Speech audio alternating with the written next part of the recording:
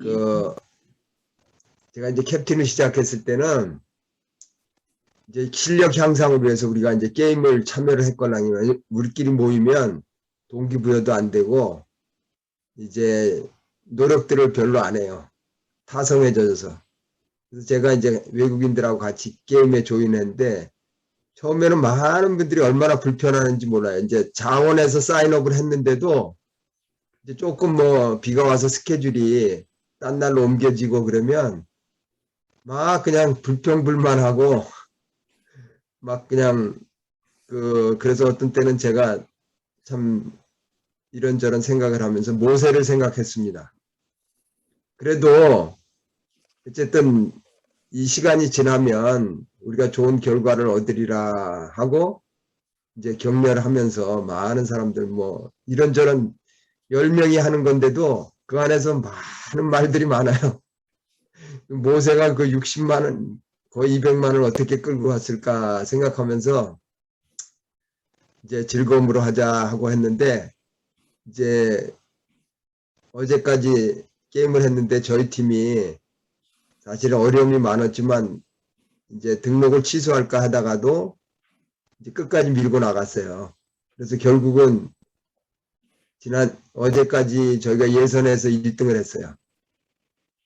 그러니까 많은 분들이 이제 기쁨을 누리기 시작하더라고요. 그래서 이 리더란 게 저도 어떤 때는 이 목요일반을 하면서 이게 참 저는 너무 좋아서 이렇게 시작하는데 이제 들어오는 숫자를 보면 저희가 이제 실망될 때도 있어요. 왜냐하면 시작할 때는 많은 분들이 이렇게 참여를 하셨는데 그러나 이제 이것이 필요한 교육이고 또 우리 이 제자 훈련이 참 중요한 거기 때문에 저는 기쁨으로 감당하고 있습니다. 그래서 여러분들께서도 저는 이제 우리 김진은 집사님 딱 킬 때마다 이 밝은 모습 또 공희진 사모님, 윤신자 집사님, 우리 박수영 사모님, 임정태 목사님 뵙는 게 저는 일주일마다의 이 패턴이에요. 왜냐면 제가 또 잊고 살다가 우리 김정태 목사님 화면 보면 야 이렇게 어려운 데서 선교하시는 목사님도 계시구나 해서 또 용기를 냅니다. 여러분들께서도 오늘 하나님의 이제 놀라운 은혜 우리가 같이 공부하면서 저는 그렇습니다. 그냥 여러분들이 우리 목사님이 지난주에 감사 노트 보여주셨죠? 평범한 데서 우리 목사님 그 감사 노트 중에 여러분들 생각나시는 거 있어요? 저는 수화수찬이 얼굴이 밝아졌다. 그게 감사 노트인데 많은 분들이 감사는 평범한 그리고 또 시장을 볼 수 있었다. 우리는 사실 시장 가는데 우리 목사님처럼 이게 감사할 조건도 아니잖아요. 뭐 너무 당연해가지고 뭐 내가 뭐 차만 타고 시장 가지만 어떤 분들은 이 목사님 같은 건 시장 한번 보는 것도 정말 감사의 조건이에요. 그리고 3달 만에 이발도 하시고 우리는 뭐 마음만 먹으면 언제라도 갈 수 있는 이발이지만 어떤 분들한테는 이게 정말 감사의 조건이 됩니다. 그래서 여러분들도 이 감사 노트를 한번 꾸준히 써보시면 아마 이제 지금 10월 달이죠. 12월까지 한번 도전을 해보세요. 그러면 제가 아까 말씀드린 것처럼 12월 달에 하나님께서 놀라운 선물을 여러분들 마음속에 주실 겁니다. 그래서 적어보시는 게 중요해요. 그래서 일단 여러분들도 이 감사 잊지 마시고 실천해 보시기 바랍니다. 오늘은 놀라운 은혜 이제 7번 다시 하면서 해보겠습니다. 우리 교재 가지신 분, 우리 공희진 사모님 7번 한번 해보세요. 우리의 삶을 위한 하나님의 계획에 어떻게 응답해야 합니까? 예. 히브리서 11장 6절 믿음이 없이는 하나님을 기쁘시게 하지 못하나니 하나님께 나아가는 자는 반드시 그가 계신 것과 또한 그가 자기를 찾는 자들에게 상 주시는 이심을 믿어야 할지니라. 예. 그 다음 노트요. 예, 하나님의 계획에 대한 사람의 반응 중에 하나님을 가장 기쁘게 하는 것은 바로 믿음이다. 우리의 삶을 위해 펼치시는 하나님의 뜻에 기대감을 갖고 나아가야 한다. 예, 그 다음, 이제, 지난주에도 우리 김종태 목사님이 말씀하셨죠? 믿음에 대해서. 어디까지가 믿음이라고 그랬어요? 그 아픈 여인이 믿습니다. 거기서 그치는 게 아니고 예수님의 뭐를 만졌다고요? 옷자락. 벼락을.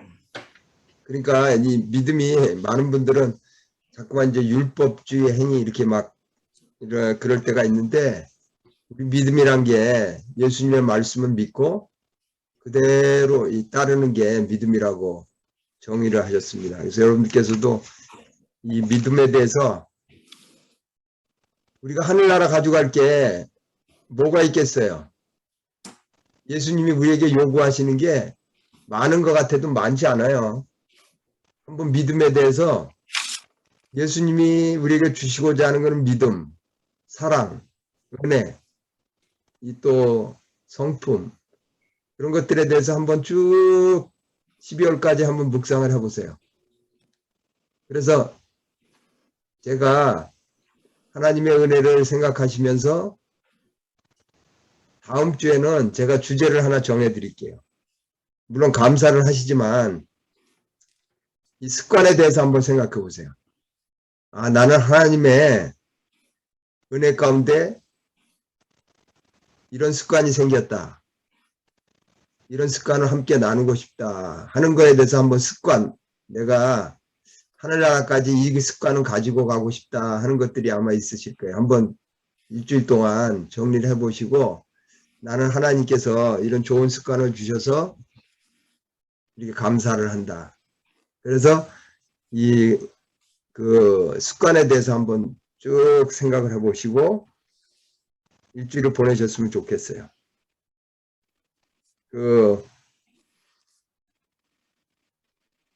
우리 김진은 집사님은 믿음 하면 뭐가 떠오르세요? 믿음은 바라는 것들의 실상이요 보지 못하는 것들의 증거니라. 그 말씀이 생각나네요. 예. 우리 집사님 집을 뭐 사람들이 이 집이 집사님 집이냐고 물어보면 뭐라 그러세요? 어떻게 증명을 하세요? 하나님께서 저에게 맡겨주신 집이라고 그렇게 말씀드리죠. 집사님 살고 있는 집, 네. 이건 네 집인지 다른 사람 집인지 네가 증명해봐라. 그러면 어떻게 증명하셔요? 저희 집에 들어오면 이제 저희 집 가족 사정들이 있는 거 그걸 증명하죠. 그걸로 증명하죠. 믿음하고 한번 연계시키셔서 히브리서 11장 1절 믿음은 우리 집사님 집인지는 그 등기 서류를 보면 집사님 이름으로 돼 있죠. 네. 그렇듯이 믿음이란 거는 그렇게 그냥 내 것으로 믿는 그 서류예요. 등기 서류. 그거로다가 증명이 되듯이 많은 사람들이 믿습니다 하지만 실제 하나님께 얼마나 믿음을 행사하는지는 그 의문들이 많습니다. 그래서 저는 그 믿음에 대해서 제가 이제 어느 날 한번 숙제를 드릴 테니까 다음 주는 습관이고요. 그 다음에 이제 제가 믿음에 대해서도 한번 정의를 내려볼 수 있는 일주일을 드리겠습니다. 저는 그 전에 어느 종교 잡지에서 보면서 믿음이란 거는 의자다. 어느 분이 선교사가 이제 오지에 가서 믿음에 대해서 이 사람들한테 가르쳐 줘야 되는데 어떻게 실제적으로 가르쳐 줄까 하다가 거기에 보니까 거의 쓰러져 가는 의자가 있더래요. 그래서 그 사람들한테 뭐라 그랬냐면 저 의자를 그냥 100% 믿고 거기에 털썩 주저앉는 게 믿음이다. 그렇게 가르쳐 줬다는 예화를 듣고 제가 지금까지도 기억을 하고 있는데 믿음이란 거는 하나님을 100% 신뢰하고 하나님의 뜻이다 생각하고 말씀에 있는 것을 그대로 100% 믿는 겁니다. 그래서 하나님을 기쁘게 하시는 것은 잘 생각해 보세요. 우리가 돈을 이 세상에서 많이 버는 것도 아니고 또 명예를 얻는 것도 아니고 단지 단순해요. 하나님 말씀 그대로 믿는 사람들과 함께 영원히 살기를 원하시는 게 하나님의 뜻입니다. 여러분들께서 이 8번 김진은 집사님 한번 읽어보시죠. 네. 다음 구절들에서 예수님께서는 믿음에 대해서 어떻게 말합니까?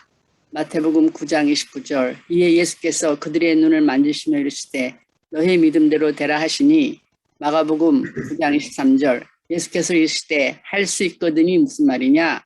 믿는 자에게는 능히 하지 못할 일이 없느니라 하시니, 노트. 우주의 기본적인 법칙이 존재하는 것처럼 우리의 삶을 향한 하나님의 계획의 성취는 우리의 성공과 행복을 열망하는 하나님에 대한 우리의 믿음과 직접적으로 연결되어 있다. 예. 여기 보면 마태복음 9장 27절부터 31절에 보면 누가 나와요? 주인공이 누구예요? 주인공이 누구예요? 우리 김진희 집사님, 여기 주인공 누구예요? 마태복음 9장 27절부터 31절에 보면 두 소경이 예수님께 나오는 장면이에요. 예수님이 계신 집으로 들어오는 장면. 여기서 주인공이 누구예요? 소경. 우리 공희진 사모님 주인공 누구예요? 예수님과 소경. 소경. 여러분들이 착각하시면 안 돼요. 항상 주인공은 누구예요? 예수님. 예수님이에요. 근데 많은 사람들이 이 조연을, 이 소경은 하나의 작은 엑스트라예요, 엑스트라. 연속극 보시면 항상 주인공은 예수님이에요. 모든 사건에 있어서. 예수님께서 믿음을 보여주시기 위해서 이 두 소경이 들어왔을 때 내가 낫고자 하냐 그랬을 때 예수님이 뭐 그 사람이 낫고자 하는지 아시겠어요? 모르시겠어요? 그 사람들이 왔을 때는 예수님은 다 아세요. 왜냐면 그 사람한테 제일 큰 소원이 뭐겠어요? 낫고자 하는데 예수님께서 그 사람한테 같이 동참을 시키십니다. 뭐라고 물어봤어요?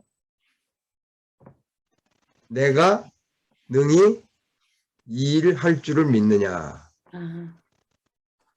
이런 사건들을 그냥 여러분들이 그 교우님들하고 제가 전에도 계속 말씀드리지만 일주일에 한 번씩 그냥 교우님들 교회 안 나오는 분들 또 구도자들한테 그냥 마태복음 9장 27부터 31절에 이런 말씀이 있다. 그랬을 때 혹시 집사님은 요즘 무슨 어려움이 없냐? 그러면 이제 그분들이 얘기를 해요. 그러면 이 소경이 예수님께 믿음을 고백했을 때 이렇게 나음을 입었습니다. 이게 복음이에요. 많은 분들이 어렵게 생각하시는데 복음은 뭐냐면 그냥 내가 이렇게 깨달은 거를 같이 나누는 거예요. 그 기쁜 소식을. 그래서 저는 그냥 습관적으로 그게 저의 습관입니다. 그냥 일주일에 교회 안 나오신 분이 누군가 이렇게 보고 이제 그런 분들에게 전화해서 용기 주고 보고 싶다고 하고 하나님의 사랑이 이런 걸 저는 일주일 동안 배웠습니다. 그걸 그냥 제가 하는 게 그냥 저의 기쁨이고 습관이고 그 행복이에요. 그래서 여러분들께서도 이 나누는 기쁨 꼭 뭐 재물, 돈 뭐 그런 것도 이제 따라가면 좋지만 일단은 요즘같이 힘든 세상에 위로의 말씀 한마디가 얼마나 위로가 되는지 몰라요. 대한민국에 1위가 많습니다. 전 세계에서. 근데 한국이 또 1위 하는 게 뭐가 있을까요? 여러분들. 대한민국이. 예? 태권도, 양궁. 예. 좋지 않은 거로 1위. 여러분들이 생각해 보세요. 좋지 않은 거로 1위. 술 많이 마시는 나라. 자살률 1위예요. 대한민국이. OECD에서 자살률 1위예요. 근데 이 자살하는 사람들 옆에 딱 글이 하나 있대요. 글이나 책이. 뭐 같아요? 여러분들 두 자로 한번 생각해 보세요. 자살하고 싶은 사람이 자살하기 전에 뭐가 필요하다고 느끼겠어요? 그 사람들이 보는 책이나 단어나 이런 게 있대요. 여러분들이 예? 사랑. 사랑, 또 위로, 위로. 누군가에게 위로를 받고 싶은 거예요. 왜냐면 사람이 죽는다는 게 쉽지 않지만 왜 죽냐 하면 내 마음을 의지할 데가 없어서 누군가에게 위로를 받고 싶은데 보면 이 떨어져 있는 거예요. 세상이랑. 그래서 자살을 하는 사람들 옆에 보면 위로에 대한 책이나 죽기 전에 위로에 대해서 많이 찾아본대요. 그래서 여러분들이 우리가 하실 수 있는 일은 뭐 그렇게 어려운 일 아니에요. 그냥 둘러보세요. 이번 주에 누가 교회 안 나왔나? 지금 3달 동안에 우리 눈에 안 보이는 분이 누군가 해서 전화하셔서 그냥 안부 전해주시고 이렇게 내가 기도하고 있습니다. 이렇게 전해주는 거. 그게 선교고 그게 예수님이 기뻐하시는 일이고 그게 믿음이에요. 어렵게 생각하지 마시고 우리 누구나 다 할 수 있는 일이에요. 우리 제7일 안식일 예수 재림교인들은 너무나 행복한 사람들이에요. 왜냐하면 종로의 계단이나 시대의 소망이나 대쟁투나 거기에 있는 글 하나만 읽어주셔도요. 저는 이 세상에 이렇게 아름다운 글이 존재할까 싶어요. 이 시대의 소망이나 또 여기에 있는 글 이런 것들 하나 읽어주시면 돼요. 그래서 누가복음 12장 22절부터 32절 제가 숙제 내드렸죠? 네. 거기에 대해서 생각해 보신 분 계세요? 네, 모든 만물들, 새와 뭐 하여튼 짐승들, 들짐승들 다 하나님께서 먹이시고 입히시고는 너희일까 보냐. 그 말씀 예. 많이 묵상하게 되었습니다. 우리 김진은 집사님은 주위에 보면 풀들도 많고 네, 다람쥐, 토끼, 다람쥐, 새들 토끼. 걔네들이 많이 와서 우리 농작물을 많이 먹어 치워요. 근데 하나님께서 다 그렇게 먹이시고 입히시잖아요. 그렇죠. 수고는 제가 하고 걔네들이 다 좋은 것들은 다 콕콕 찌워놓고요. 못 쓰게 만들어요. 그래도 이뻐요. 예, 우리 집사님처럼 이렇게 하나님의 사랑을 느끼면 걔들이 이쁘죠. 근데 어떤 분들은 이걸 적으로 생각하면 내가 힘들여 놓은 거를 왜 쟤들이 공짜로 와서 다 먹나 그렇게 생각하시는 분들도 있는데 저도 이제 농사를 져요. 뭐 블루베리도 하고 이제 저는 그냥 취미로 합니다. 이렇게 많이는 안 하는데 길러보고 싶은 것들을 이렇게 화분에도 키우고 그래서 제가 전에도 말씀드렸다시피 저는 이렇게 다수학을 원해요. 어떻게 연구를 해서 이제 2배, 3배, 4배의 수확 예수님께서 좋은 밭에다가 뿌리면 뭐 50배, 100배 수확이 있듯이 저도 이 토양을 연구합니다. 어떻게 하면 이 토양을 자연적으로 좋게 해서 많은 수확을 얻을까. 그 연구를 하면서 농사를 짓습니다. 그래서 저는 수확은 별로 관심이 없어요. 그냥 도마도 같은 것도 제가 연구해서 이 토지를 좋게 해서 하면 수확이 엄청 많습니다. 그러면 김진은 집사님 무슨 생각하세요? 도마도 체리 도마도 열린 거 보면. 그 하나님의 그 창조의 능력을 생각하고 하나님께서 저희들을 위해서 이렇게 창조해 주셔서 저희들이 먹고 사는 것에 대해서 감사함을 느낍니다. 그렇죠.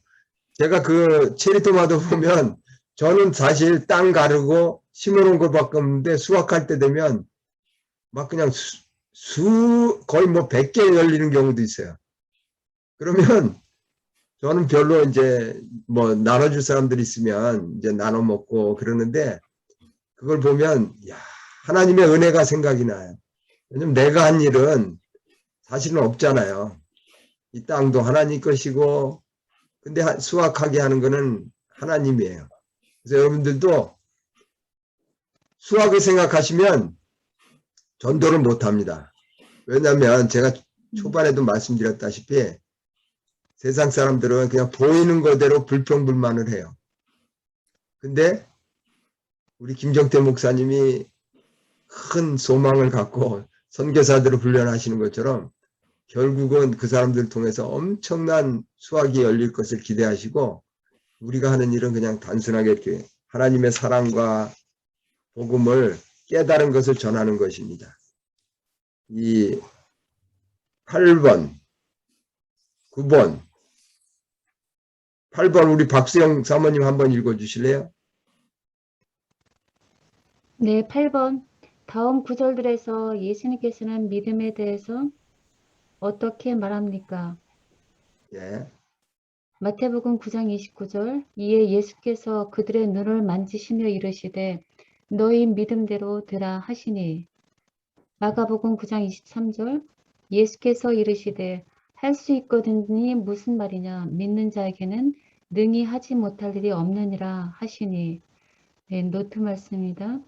우주에 기본적인 법칙이 존재하는 것처럼 우리의 삶을 향한 하나님의 계획의 성취는 우리의 성공과 행복을 열망하는 하나님에 대한 우리의 믿음과 직접적으로 연결되어 있다. 예, 감사합니다.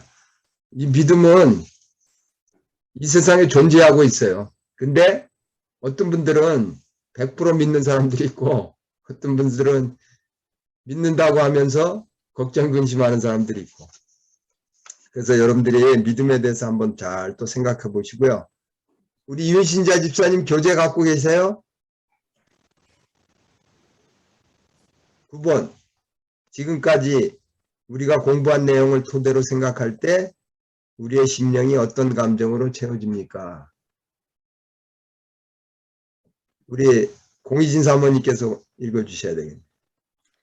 로마서 1장 20절. 로마서 1장 20절 창세로부터 그의 보이지 아니하는 것들 곧 그의 영원하신 능력과 신성이 그가 만드신 만물에 분명히 보여 알려졌나니 그러므로 그들이 핑계하지 못할지니라.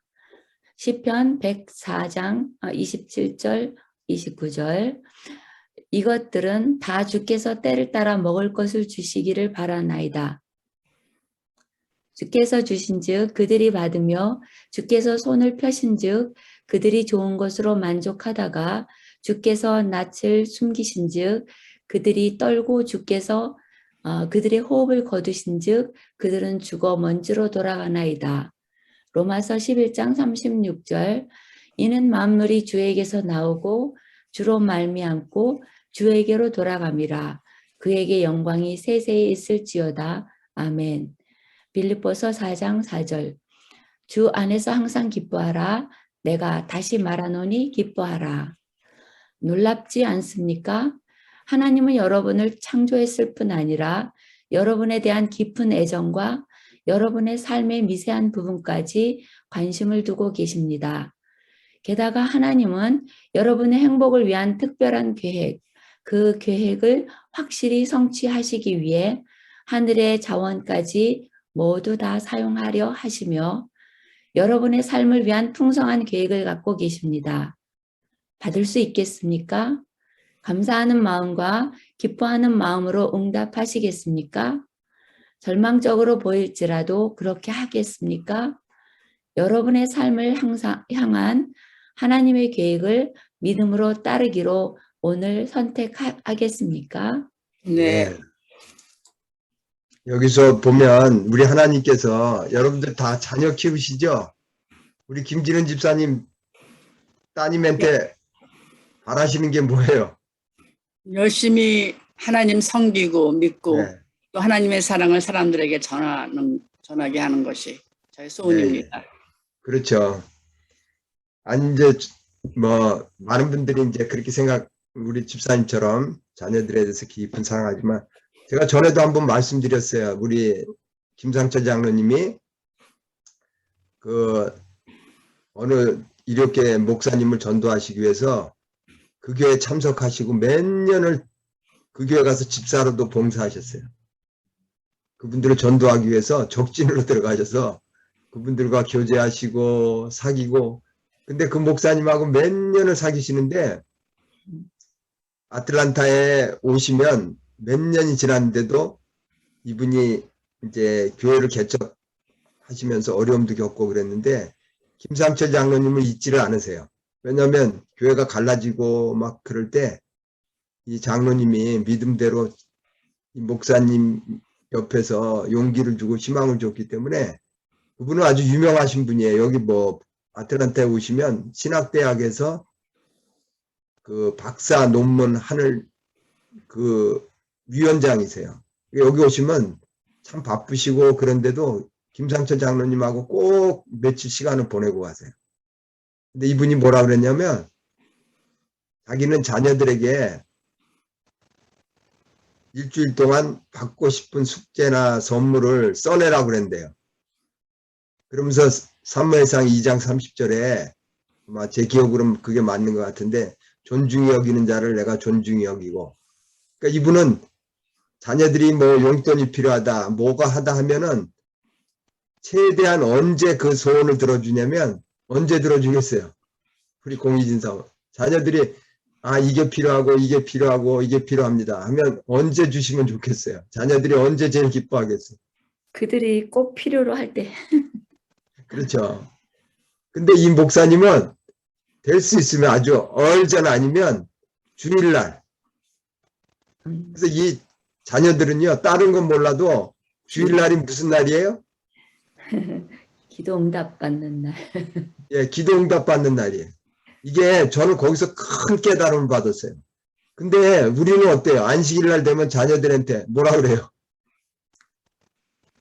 사실 이 뭐 기쁨의 날이기보다는 어떻게 보면 자녀들한테 고통의 날이에요. 왜냐면 교회 가면 찬양돼야죠. 뭐 이 일에 바빠서 이 자녀들과 천연계에 나가서 정말 하나님의 창조 작품을 보면서 기쁨을 나누고 이런 날이기보다는 교회 행사하느냐고 바쁜 날이에요. 저도 이제 저는 그 단순한 말을 듣고 제가 많은 생각을 했어요. 나도 만약에 안식일 날 이 목사님처럼 단순하지만 아이들의 소원이 이루어지는 기쁘고 행복한 날로 인식이 됐다면 다른 건 몰라도 얘들이 생각하는 안식일이 어떤 날이었을까? 그래서 로마서 5장 3절에도 뭐라 그래요? 환난 중에도 즐거워하라. 그래서 저는 교회 가면 이제 저희 아이들은 이제 뭐 나가 있지만 교회 아이들을 보면 일단은 안식일 날이 그 아이들에게 제일 즐겁고 기쁜 날이라는 것을 제 얼굴 표정으로 손짓으로 또 말로 이렇게 표현을 해줍니다. 그래서 여러분들께서도 한번 잘 생각해 보세요. 이 안식일 날이 정말 이 세상에서 가장 기쁘고 즐거운 날인가? 아니면 짐이 되는 날인가? 우리 김정태 목사님 어떠세요? 그 베트남 사람들은 어떻게 지내세요? 안식일? 여기 분들은 새벽같이 예배를 드립니다. 새벽같이요. 네, 거기 보통은 7시부터 예배가 시작되고요. 좀 시골에 일찍 시작하는 곳에는 6시나 6시 반에도 시작하는 곳이 있다고 합니다. 이거 부지런하네요. 네, 그래서 우리는 이거 보통 한 10시 되기 전에 예배 다 끝나요. 그래요. 예. 그러면 이제 저희 교회는 이제 이곳에 이제 현지인들이 예배 끝나면 그 다음에 저희가 가서 예배를 드립니다. 그 공간에서. 아주 효율적으로 예배드리네요. 네. 여기 베트남 특히 호치민에 부동산이 너무 비싸가지고 저희가 따로 예배 장소를 마련하기가 너무 이제 힘든 상태였는데 때마침 그렇게 조율이 되어서 저희가 아주 아름다운 공간에서 예배를 드리고 있습니다. 여기 아틀란타에 큰 이 침례교회가 이렇게 갈라섰어요. 그런데 이제 거기 교단에서 이제 결정을 내리니까 기존에 있던 목사님이 교인들을 한 400~500명 이렇게 따로 모여요. 근데 이분들 어디서 모이냐면 커뮤니티 센터 있죠. 네. 커뮤니티 센터 이용하고 학교, 고등학교 있죠. 네. 고등학교를 어떻게 컨택해가지고 거기서 예배를 드리더라고요. 음, 제가 그 전에 캘리포니아에 은혜 한인교회라고 있었어요. 김광신 목사님. 제가 있을 때 보면 거기도 이렇게 폐쇄된 고등학교를 이용하더라고. 그래가지고 그 운동장도 쓰고 뭐 근데 거기 막 거기 한 4, 5천 명 모이는 큰 교회인데 주위에 목사님 주위에도 그 커뮤니티 센터나 그런 데 잘 이용하시면 좋겠어요. 네, 우리 장로님 말씀 들으면서 저는 이제 안식일 날 어떻게 보내고 있나 저도 곰곰이 이제 생각을 해봤는데요. 제가 이제 안식일 날 되면 늘 이렇게 긴장이 돼요. 아이들을 위해서 늘 기도하고. 왜냐하면 안식일만 되면 아이들이 인상이 찌푸려지고 또 제대로 안 따라주면 제 마음도 너무 불편하고 그래서 안식일만 되면 잔소리하게 되고 되게 이제 성도들 앞에서 이제 웃는 얼굴, 즐거운 안식일 이렇게 보여야 되는데 아이들하고 이렇게 좀 갈등을 겪고 나면 되게 힘들어요. 근데 아이들이 또 사춘기가 지나면 한참 사춘기 시절인데 때로는 자신들의 어떤 컨디션에 따라서 이제 힘들 때도 있고 그러는데 제 입장에서는 이제 교인들 앞에서 우리 아이들이 좀 더 이제 특히 선교사로서 목회자 자녀로서 솔선수범해서 뭔가를 잘해줬으면 좋겠는데 다른 어떤 집사님이나 장모님 아이들만 보다도 더 못한 행동을 하는 걸 보게 되면 굉장히 이제 마음이 조마조마합니다. 이제. 그래서 이제 안식일 제가 결심한 게 안식일 새벽 되면 일찍 일어나면 기도를 해요. 제발 하나님 오늘은 우리 아이들의 마음에 평안을 주시고 안식일이 잘 기쁨으로 보낼 수 있게 좀 도와주십시오. 라고 기도를 합니다. 늘 이렇게 긴장하면서. 음, 그래서 아이, 이제 기도 제목입니다.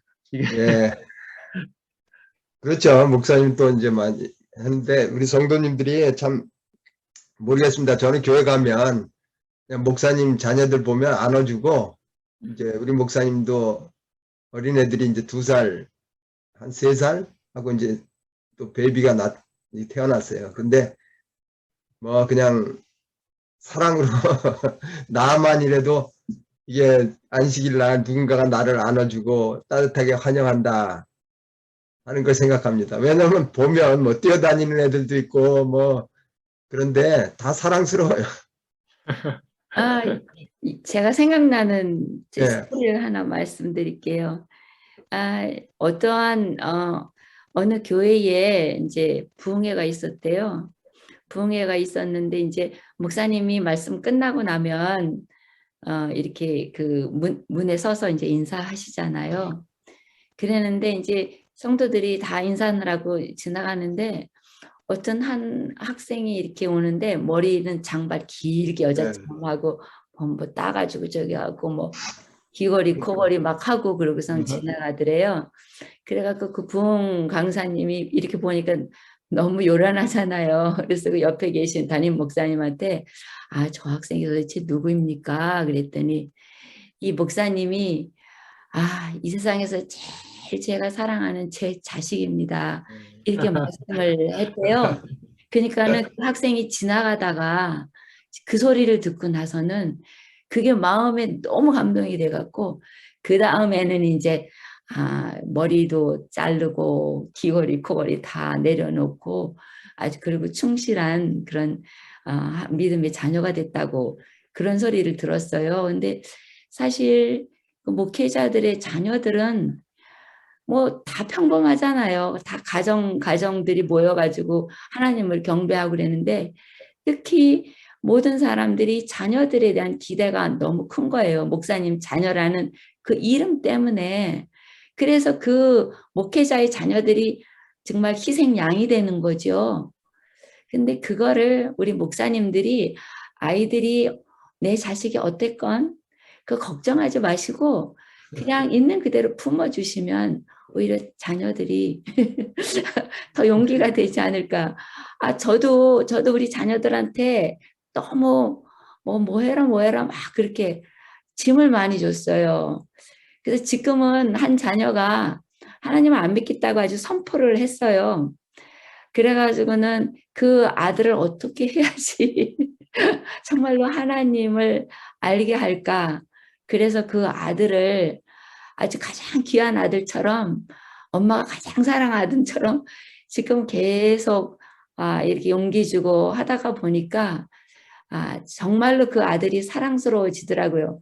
비록 지금 7 아이들 중에 하여튼 유독 그 아들 하나가 좀 말썽을 피긴 하지만 제가 그 아들을 인정해주고 야 너는 진짜 하나님께서 내게 주신 선물이다 하면서 그러면서 그냥 하나님의 사랑을 그냥 그 아이한테 전해주는 방법은 제가 그 아이를 인정하고 사랑하는 거라 해갖고 저한테 굉장히 가시 같은 존재가 됐다고 생각을 했는데 그 자식이 저한테 가장 큰 축복을 주고 하나님의 사랑을 더 많이 알게 하더라고요.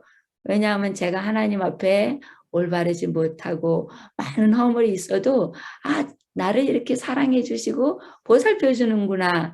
그거를 제가 그 아들을 대하면서 깨달았거든요.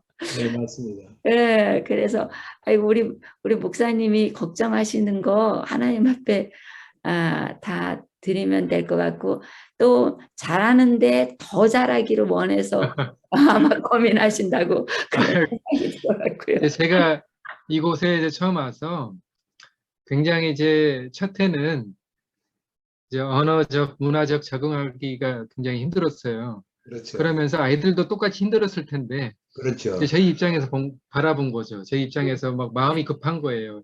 선교사로 여기까지 왔는데 이 아이들 삼육교육도 못 시키고 집에서라도 제대로 시켜야겠다라고 이제 생각을 하다 보니까 마음이 조급해지는 거예요. 그러다 보니까 예배 시간부터 아침 예배, 저녁 예배 시간부터 잔소리를 얼마나 많이 하게 됐는지 특히나 이 아이들이 여기 베트남에 온 지 한 3개월 지나니까 도저히 못 살겠다고 그래서 아이들이 필리핀으로 한 1년간 유학을 갔어요. 예.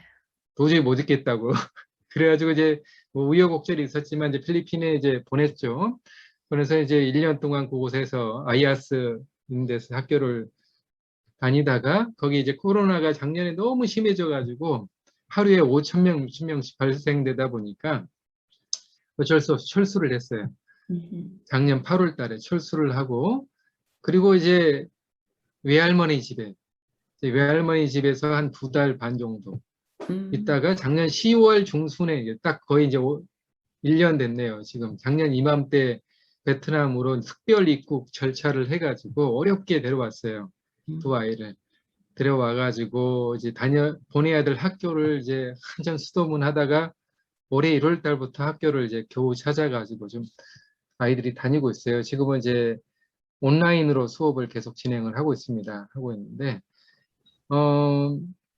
아이들을 이렇게 보내놓고 제가 곰곰이 이제 생각을 했어요. 아이들이, 물론 이제 본인들이 부모로부터 좀 떨어져서 자유를 느끼고 싶은 욕망도 있었을 것이고, 또 이제, 친구들도 새로 사귀고 싶은 마음도 있었을 것이고, 여기는 베트남어가 안 되면 거의 뭐, 사람 사귀는 게 불가능하기 때문에 이제 힘든 거예요. 그래서 이제 필리핀에 이제 부득이하게 이제 선택을 해서 가게 됐는데, 이제 부모 없이 그곳에 있다 보니까 나름대로 다 본인들도 이제 힘든 거예요. 그렇죠.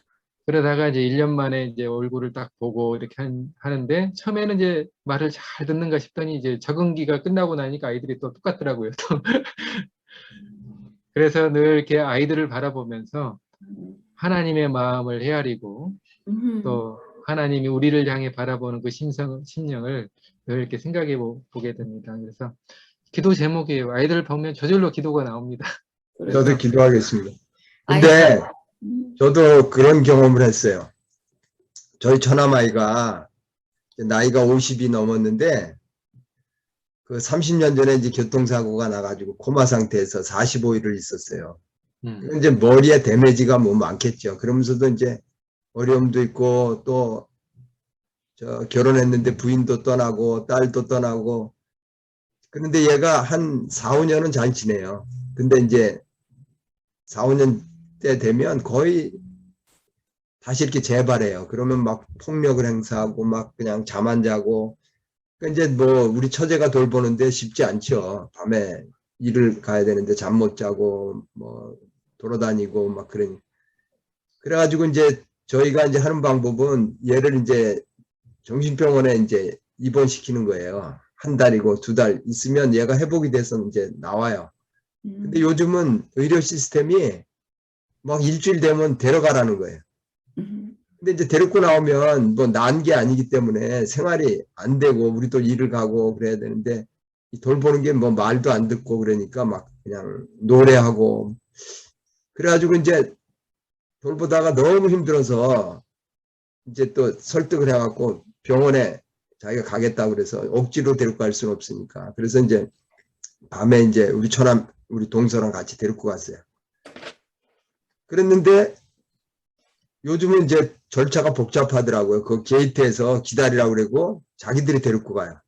그러더니 얘가 이제 원치도 않고 도로 데려가라는 거예요. 저희는 문 앞에서 기다리고 있는데 그러니까 이제 저희들이 얼마나 짜증이 났겠어요. 그 밤에 우리는 자기를 위해서 이제 근데 저희가 막 이제 둘이서 뭐라 그러니까 이제 잘못했다 그러면서 얘가 한마디 툭 던진 거예요.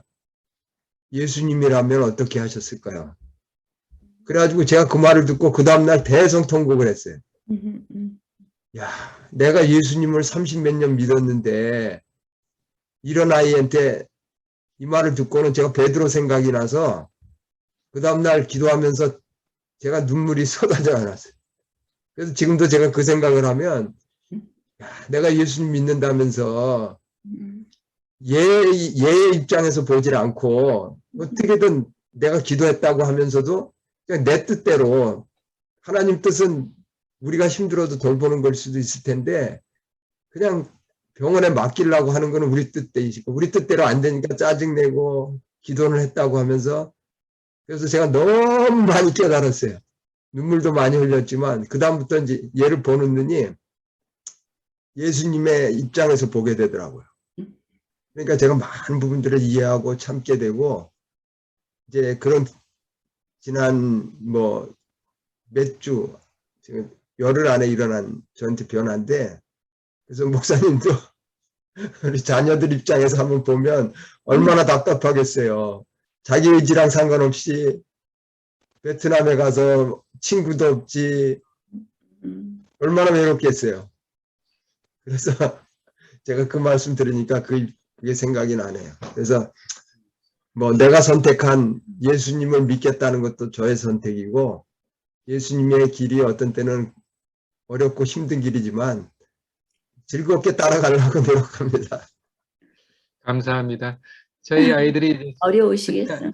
저희 아들이 예, 저희가 이제 저녁 때 예배는 아이들이 돌아가면서 기도를 하는데요. 예. 저희 아들이 기도할 때마다 늘 빼놓지 않고 기도하는 게 뭐냐면 꼭 한국 가게 해주세요. 예. 코로나가 빨리 끝나서 한국 빨리 가게 해주세요. 그렇죠. 그 얘기를 빼놓지 않고 기도를 해요. 그래서 예. 이제 친구도 있고 네, 이곳에 이제 특히 이제 이 호치민은 5월 달부터 지금까지 계속 봉쇄를 했기 때문에 못 나가요. 그러니까. 이제 10월 달 들어서면서 통행증, 그러니까 백신을 맞은 사람들만 거기 이제 발급받아가지고 통행을 할 수 있는 이제 여건이 됐는데 백신을 안 맞으면 이제 못 나가는 거죠, 사실은. 그래서 여러분들도 수아하고 수찬이 저 기도 목록에 잘 넣으시고 거기서 하나님의 은혜 가운데 기쁨의 일들이 많았으면 좋겠네요. 우리 심영숙 집사님 잘 지내셨어요? 그래서 다음 주에는 이제 놀라운 하나님의 은혜에 대해서 생각해 보시면서 습관, 내가 하나님의 은혜 가운데 이런 좋은 습관들은 뭐 다른 사람 습관도 좋아요. 다른 사람의 말도 좋고 이런 습관은 내가 배우고 싶다. 누구에게 배우든 뭐 예수님한테 배우면 더 좋죠. 그래서 제가 예를 하나 드리면 우리가 식당에 가서 음식이 늦게 나오면 대개 사람들은 뭐 어떻게 하죠? 무슨 말들 하죠? 대개의 사람들. 제가 이제 습관에 대해서 여러분들한테 예를 하나 드리는 거예요.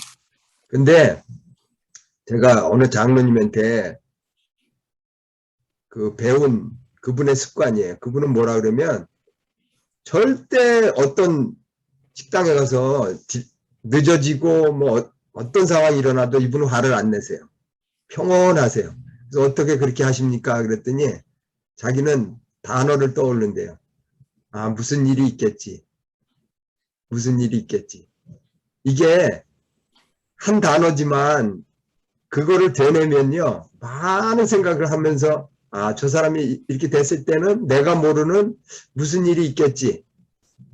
이 말 한마디가 저는 얼마나 큰 힘이 되는지 몰라요. 이 어려운 상황이나 저 사람이 나한테 어떻게 대할지라도 저는 자동적으로 그 말을 떠올립니다. 아, 저 사람이 무슨 일이 있어서 저렇게 화를 내겠지. 그래서 짜증을 내겠지. 이렇게 생각을 하니까 제가 이 사람, 그 장로님을 통해서 잊지 못하는 그 단어입니다. 그래서 여러분들이 하나님의 은혜를 생각하시면서 아, 이거는 참 하나님이 주신 나에게 놀라운 은혜다. 은혜하고 연관시켜서 내가 배우고 싶은 습관, 또 아니면 내가 하나님 은혜 가운데 뭐 아침 몇 시부터 내가 말씀을 보는 습관이 있다. 그런 것들을 한번 일주일 동안 묵상해 보시고, 전에 저희가 그 숙제 내드렸죠? 그 마태복음 19장 16절부터 26절 그 사건에서 원투쓰리를 찾아보시고, 또 누가복음 12장 22절부터 32절에서 이 하나님의 그 원투쓰리 바이블에서 그거를 한번 이렇게 적어 보시고 또 습관들을 한번 적어서 이렇게 나누면 좋겠습니다. 우리 심영숙 집사님 잘 지내셨어요? 네, 예. 잘 지냈습니다. 우리 집사님 또 지난 일주일 동안에 좋은 일 있었어요? 그냥 범사에 감사하라. 어려운 상황이 있어도 감사하고, 우리 온 가족이, 아들도, 어머니도 다 아파요. 아이고, 우리 집사님 사실 전도지 한 장 주는 것도 우리가 쉽지 않은데 전철에서 외치신다는 거는 참 하나님의 은혜입니다. 은혜. 제가 우리 집사님 떠올릴 때마다 그 용기 주시라고. 저는 못해요. 저도 하지만 이제 저희 집사람은 좋은 습관이 하나 있어요. 이 공원 같은 데 운동을 가면 이게 영문 전도지, 포켓 전도지가 있어요. 그걸 교회에 있는데 뭐 다른 분들은 안 가져가는데 그걸 갖고 꼭 이렇게 사람들한테 전해줘요. 근데 이게 쉬운 것 같아도요, 참 거절하는 사람들도 많고 이게 보통 용기가 아닙니다. 이 전도지 하나 주는 것도. 근데 거기다 대고 말씀을 전하는 거는 우리 심영숙 집사님 대단한 용기입니다. 제가 계속 기도하겠습니다. 네, 제가 오늘은 기도까지 했어요. 기도하기를요. 하나님, 여기 하나님의 귀한 잔들 있습니다. 불쌍히 여겨주십시오. 살려주십시오. 구원하여 주십시오. 그리고 들었던 말씀들이 기억에 남게 해주십시오. 예수님 이름으로 기도합니다. 아멘. 아멘. 그리고 이제 창조주 하나님께서 지금도 계시고 지금 이 자리도 계시고 전에도 계셨고 장차 오실 하나님이십니다. 힘들 때 어렵고 힘들 때 고통스러울 때 문제 있고 답답할 때 하나님 아버지 저 좀 도와주십시오. 이렇게만 해도 창조주 하나님께서 여러분들의 모든 걸 알기 때문에 여러분들의 기도를 들어줄 겁니다. 한번 기도해 보시고 아뢰 보십시오. 너희가 전심으로 나를 찾고 찾으면 나를 만나지라 말씀했습니다. 이렇게 드렸어요. 잘하셨습니다. 우리 집사님, 네. 제 생각에는 우리 네. 집사님 하늘나라 가면 네. 집사님 앞에 그때 전철 무슨 역에서 집사님이 선포한 복음 때문에 내가 예수님을 받아들였습니다. 또 내가 언제 어느 날 어느 집사님이 선포한 그거에 제가 감동을 받아서 하나님 나라에 왔습니다 하는 분들이 아마 줄이 엄청나게 서 있을 겁니다. 저는 믿습니다. 아멘. 예, 힘내시고 네. 우리 반이 귀합니다. 우리 베트남에 계신 김정태 목사님도 계시고 또 미국에서 이렇게 매일매일 저 베이커스필드에서 새벽 4시에 일어나시는 우리 김진은 집사님, 윤신자 집사님, 또 전철에서 전도하시는 우리 심영수 집사님, 우리 공희진 사모님, 박수영 사모님, 참 우리가 모르지만 참 하나님께서 모아주신 귀한 반입니다. 우리 김정태 목사님 이제 베트남 소식도 좀 전해주시고 축도해 주시면 좋겠습니다. 네, 감사합니다. 이번 주 한 주 동안 또 하나님께서 많은 은혜와 축복을 주셨는데요. 오늘은 거기 이제 이곳 신학교 담당 목사님하고도 회의를 좀 진행하고 왔습니다. 왜냐하면 이제 빨리 이제 프로포즈를 이제 한국에 보내야 되는데 아직 진행이 안 돼서 거기에 대해서 몇 가지 의논을 하고 다음 주 월요일 날 이제 최종 확정을 하기로 어떻게 할지 방향을 잡기로 했습니다. 그리고 지금 이제 염소 프로젝트 지금 현재 계속 진행 중인데요. 제가 사진을 잠깐 좀 보여드릴게요. 여기 보면 이제 염소를 이제 각 지역마다 7개 거점 지역에서 염소를 이렇게 구입해서 이제 시작을 진행을 하고 있습니다. 대부분 이 가족들이 굉장히 열악한 환경 속에서 지내는 가족들입니다. 아이들도 어리고 신앙생활하기도 힘든 상황에서 이제 2마리 염소를 지급을 하고 그 2마리를 통해서 또 경제활동이 잘 이루어지기를 이제 바랍니다.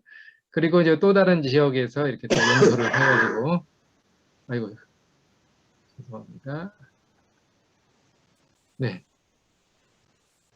이 가족들 이제 염소를 지원받고 행복해하는 모습들이 이제 여기저기서 이제 그런 전해 들어오는 여러 가지 소식들을 보면 굉장히 이제 고무되어 있다는 이제 소식을 많이 이제 듣게 됩니다. 또 이제 한 가지 오늘부터 또 시작했던 일이 뭐냐면 잠시만요.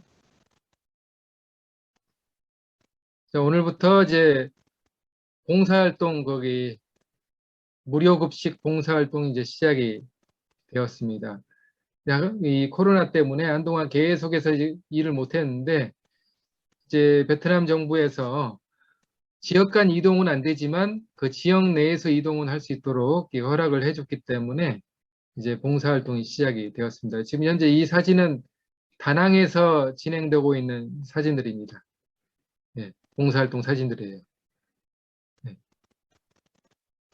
그래서 이 다낭 교회에서 성도님들이 직접 모여서 음식을 장만하고 또 음식을 담아서 사람들에게 이제 나눠주고 있습니다. 이렇게.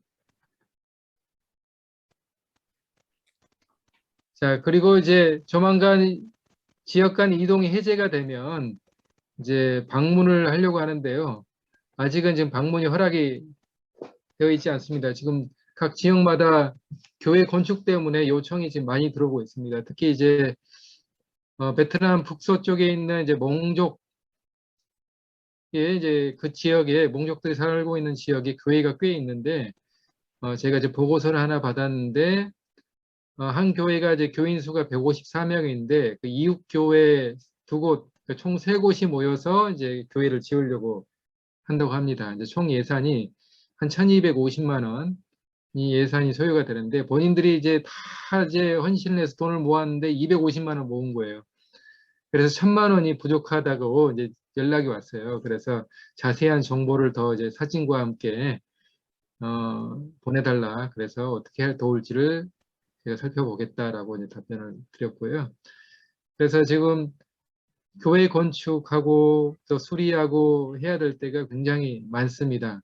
뭐 교인 수는 13,000여 명 정도밖에 되지 않지만 곳곳에서 평신도 사역자들이 이제 사역을 하면서 그들이 이제 교회를 섬기고 있기 때문에 그들에게 이제 힘이 될 수 있는 저는 이제 제가 전면에만 나서서 이끌어 가기보다는 그들이 일을 할 수 있도록 그 여건을 만들어주는 일을 제가 하고 있어요.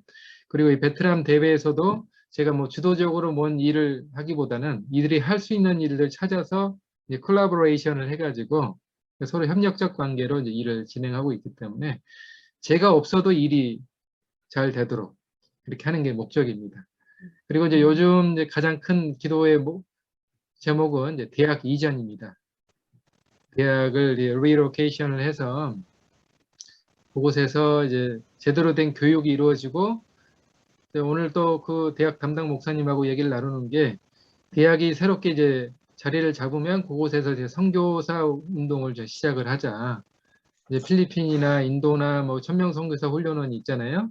그런 것처럼 이 베트남 청년들을 훈련을 해서 1년간 파송을 하고 또 그곳에서 일을 할 수 있도록 하는 게 이제 최종적인 목표입니다. 그래서 대학이 이전이 빨리 돼야 그걸 통해서 이제 교육이 제대로 이루어질 것으로 기대가 됩니다. 네, 감사합니다. 늘 이렇게 베트남을 위해서 기도해 주시고 염려해 주시고 또 후원해 주셔서 정말 감사합니다. 특별히 우리 임성소 장로님께서 지난주에 아주 큰 또 후원금을 보내주셔서 정말 감사합니다. 큰 힘이 되고 있습니다. 그러니까 세계를 돕는 게 1,000만 원이네요. 네네, 1,000만 원이에요. 그 만불이네요. 네네네. 이곳은 이제 콘크리트로 제대로 교회를 지으려면 한 3만 불 정도 듭니다. 근데 이제 바닥만 이제 기초를 닫고 합판을 세워서 대충 지으면 한 7,000불, 8,000불 정도 소요가 되는데요. 대부분 가정교회들은 그렇게 교회를 짓고 좀 약간 의지가 있는 교회들은 콘크리트로 지으려고 해요. 그래서 콘크리트로 짓는데도 이제 한 1,200불 정도 드는 이유가 뭐냐면 보니까 본인들이 자재를 다 사가지고 직접 지으려고 계획을 하고 있더라고요. 보니까. 네. 그래서 기도를 하고 있습니다. 1,200불에 교회를 하나 세울 수 있네요. 아니, 12,000불, 12,000불. 12,000불. 예. 그러니까 뭐 미국 집에 비하면 참 그렇죠. 100배 수확입니다. 100배. 어쨌든 기도하겠습니다.